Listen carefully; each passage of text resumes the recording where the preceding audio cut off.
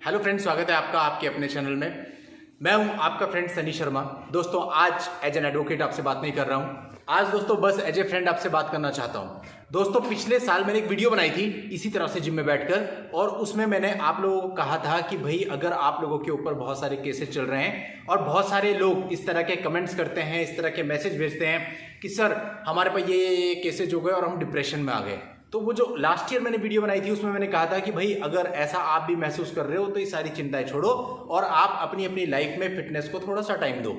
जरूरी नहीं है कि फिटनेस का मतलब है कि आपको बॉडी बिल्डर ही बनना है, लेकिन अगर आप 1 घंटे भी रेगुलर एक्सरसाइज करेंगे तो उससे आपका माइंड भी फ्रेश रहेगा, फिजिकल भी आप फिट महसूस करोगे, और ये डिप्रेशन अवसाद जैसी जो चीजें हैं जो एक्चुअल में होती नहीं, हमारी ओवर थिंकिंग का परिणाम होती हैं, ये भी सारी हट जाएंगी। आप इनसे बाहर आ जाओगे, सारा फ्रस्ट्रेशन जिम में जाकर के निकाल दो अपना। यदि आपको कोई दुख है, यदि आपको कोई परेशानी है, यदि आपको ऐसा लग रहा है कि आपके साथ कुछ गलत हो सकता है, तो यदि आप अपने घर में एक कोने में बैठ करके उस पर ओवर थिंकिंग करेंगे तो उसके बाद जो चीज़ होती है उसी को डिप्रेशन कहते हैं। और दोस्तों, यदि आप अकेले नहीं बैठेंगे बल्कि आपका जो स्पेयर टाइम है उसको आप जिम में देंगे और खूब एक्सरसाइज करेंगे, धीरे धीरे अपना वेट बढ़ाते हुए मैक्सिमम वेट उठाने की कोशिश करेंगे, तो आप देखेंगे कि सारा डिप्रेशन वगैरह सब बाहर निकल जाएगा, पसीने के साथ बह जाएगा।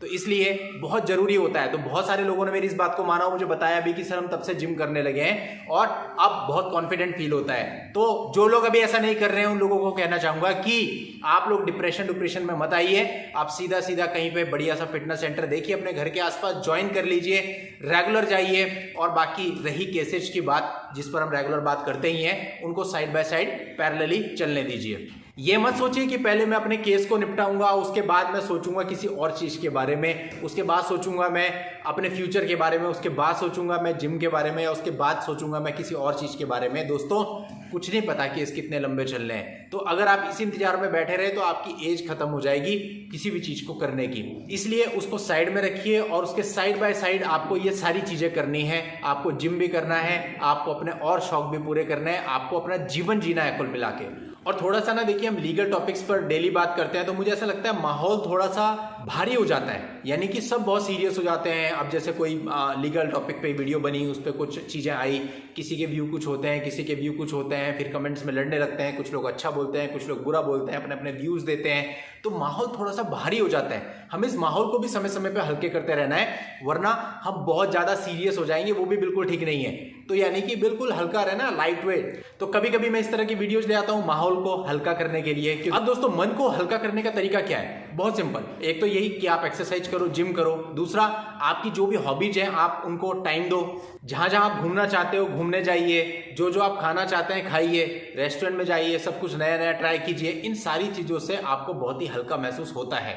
दोस्तों देखिए, वैसे तो हम सभी अपनी अपनी लाइफ में बहुत बिजी होते हैं। आज के समय पे देखिए, आप में से बहुत सारे लोग हैं, अधिकतर जो आईटी फील्ड्स में होते हैं, जो प्राइवेट कंपनीज में होते हैं, बैंक्स में होते हैं। आप सोचिए आपका शेड्यूल कितना टाइट होता है। आप लोग सुबह जाते हैं, पूरे दिन काम करते हैं, कितना सारा प्रेशर होता है काम का। फिर घर आते हैं तो घर आने के बाद ये जो आपके ऊपर प्रेशर होता है मेंटली बहुत ज़्यादा, कि हमारे ये कैसे चल रहे हैं, अब किस में क्या होगा, तो क्या बचता क्या है? पूरा दिन तो आपका नौकरी में निकल गया, बाद में आके जो 2-4 घंटे होते हैं वो इस टेंशन में निकल गए, फिर रात को सो गए, वो भी ठीक से नींद नहीं आती, स्ट्रेस में सोता है आदमी, स्ट्रेस में उठता है और फिर काम पे चला जाता है। तो इसलिए दोस्तों, ये लाइफ नहीं है। इस पैटर्न को अपने को थोड़ा सा चेंज करना है। हमें काम भी करना है, हमें पैसा भी कमाना है, क्योंकि बहुत जाहिर सी बात है, बिना पैसे की भी जिंदगी नहीं चल सकती। आप भी अपने लिए, अपने बच्चों के लिए जो फ्यूचर देखते हैं, उन सभी चीज़ों के लिए पैसे की जरूरत होती है। तो इसलिए ये तो नहीं मैं कहता कि भाई आप पैसा मत कमाइए, पैसा कमाइए, अपने अपने काम करिए, लेकिन इसके साथ साथ कुछ समय खुद को भी दीजिए। क्योंकि जो पैसा आप कलेक्ट करते हैं बड़ी मेहनत के साथ, कई बार ऐसा होता है कि वो सारा पैसा कलेक्ट होने के बाद हमारे पास जीने के लिए सांसें ही नहीं बचती, तो आप उस पैसे का कुछ नहीं कर सकते ऐसे में। तो इसलिए पैसा जोड़िए, लेकिन उसके साथ साथ ये मत सोचिए कि जब मैं इतना पैसा जोड़ लूंगा, जब मैं ये कर लूंगा, उसके बाद मैं अपनी जिंदगी जीनी शुरू करूंगा। पैसा कमाते रहिए, लेकिन उसके साथ साथ अपनी जिंदगी को भी जीना आपको है।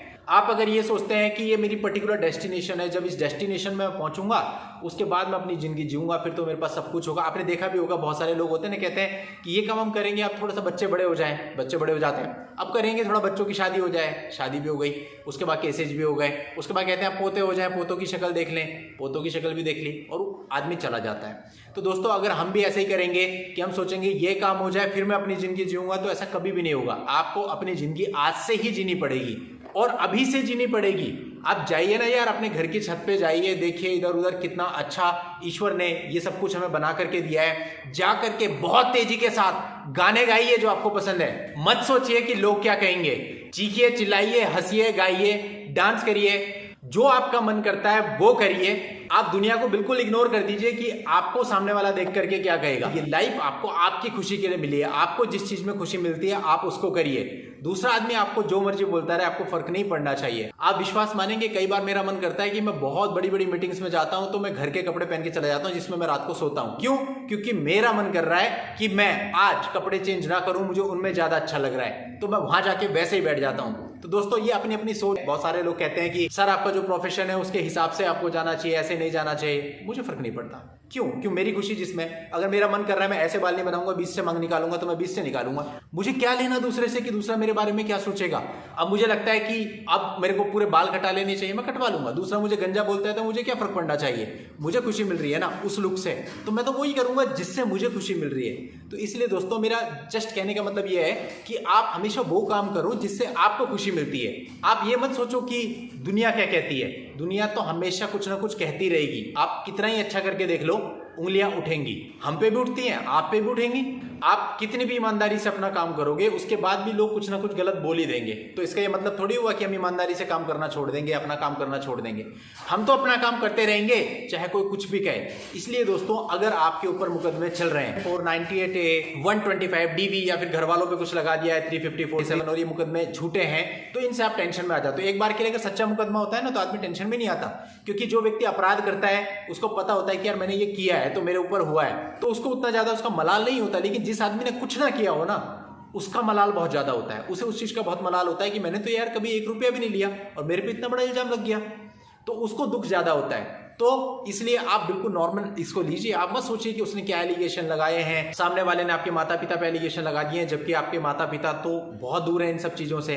मत सोचिए, क्योंकि देखिए सामने वाले की जुबान है, आप उसको पकड़ नहीं सकते, और उसको जो लिखना है, जो बोलना है वो बोलेगा। आप क्या कर सकते हो उसमें? तो उसको जो करना है उसको करने दीजिए। आपको डोलना नहीं है। आपको अपने मन को बिल्कुल टाइट रखना है कि वो जो करेगा उसका 10 गुना तेजी के साथ जवाब हम उसको देंगे, और अगर हमारे साथ कुछ गलत हो रहा है तो हम फाइट करेंगे।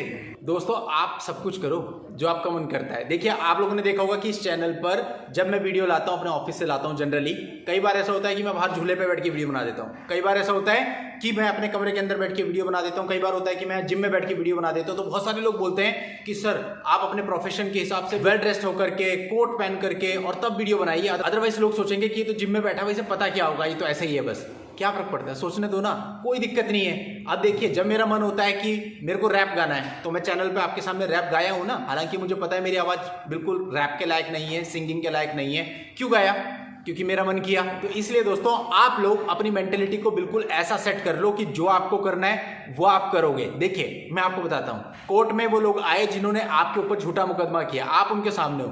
अब आप उनके सामने अगर गाना गा दोगे, सोचो उनकी क्या हालत होगी।